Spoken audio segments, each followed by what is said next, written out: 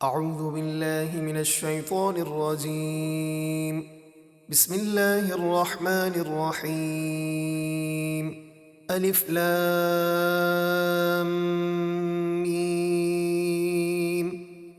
الف لام میم، یہ حروف مقطعات ہیں جن کے معنی اللہ تبارک و تعالی جانتا ہے، اور اللہ تبارک و تعالی کے بتانے سے اس کے محبوب علیہ الصلاۃ والسلام بھی جانتے ہیں۔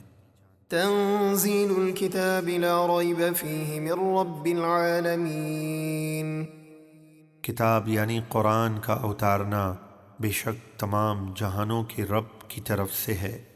ام یقولون افتراہ بل هو الحق من ربک لتنذر قوما ما اتاهم من نذیر من قبلک لعلهم يهتدون۔ کیا کافر یہ کہتے ہیں کہ نبی نے قرآن خود بنایا ہے؟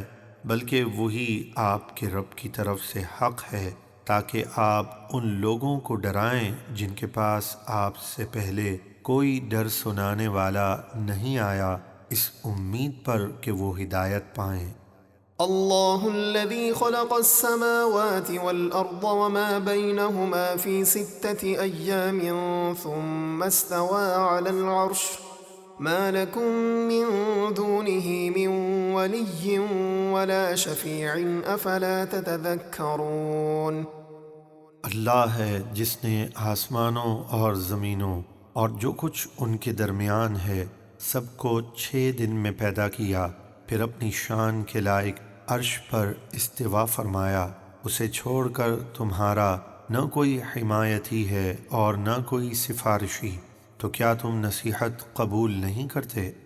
يدبر الأمر من السماء إلى الأرض ثم يعرج إليه في يوم كان مقداره 1000 سنة مما تعدون۔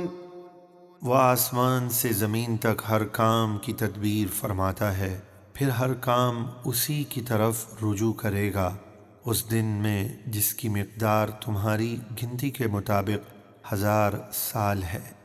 ذلك عالم الغيب والشهادة العزيز الرحيم الذي أحسن كل شيء خلقه وبدأ خلق الإنسان من طين۔ وہی ہے ہر پوشیدہ اور ظاہر کا جاننے والا، عزت والا، رحمت والا، وہ جس نے جو چیز بنائی خوب بنائی، اور انسان کی پیدائش کی ابتدا مٹی سے فرمائی۔ ثم جعل نسله من سلالة من ماء مهين ثم سواه ونفخ فيه من روحه وجعل لكم السمع والأبصار والأفئدة قليلا ما تشكرون۔ پھر اس کی نسل ایک بے وقعت پانی کے خلاصے سے بنائی، پھر اسے ٹھیک بنایا اور اس میں اپنی طرف سے روح پھونکی، اور تمہیں کان، آنکھیں اور دل عطا فرمائے، تم بہت ہی کم شکر ادا کرتے ہو۔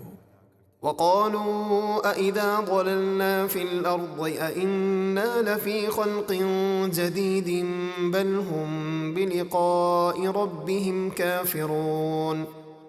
اور وہ بولے، کیا جب ہم مٹی میں مل جائیں گے کیا پھر ہم نئے سرے سے پیدا ہوں گے؟ بلکہ وہ اپنے رب کے حضور حاضری کے منکر ہے۔ قل يتوفاكم ملك الموت الذي وكل بكم ثم إلى ربكم ترجعون۔ آپ فرما دیجئے، تمہیں موت کا فرشتہ وفات دیتا ہے جو تم پر مقرر ہے، پھر تم اپنے رب کی طرف لوٹائے جاؤ گے۔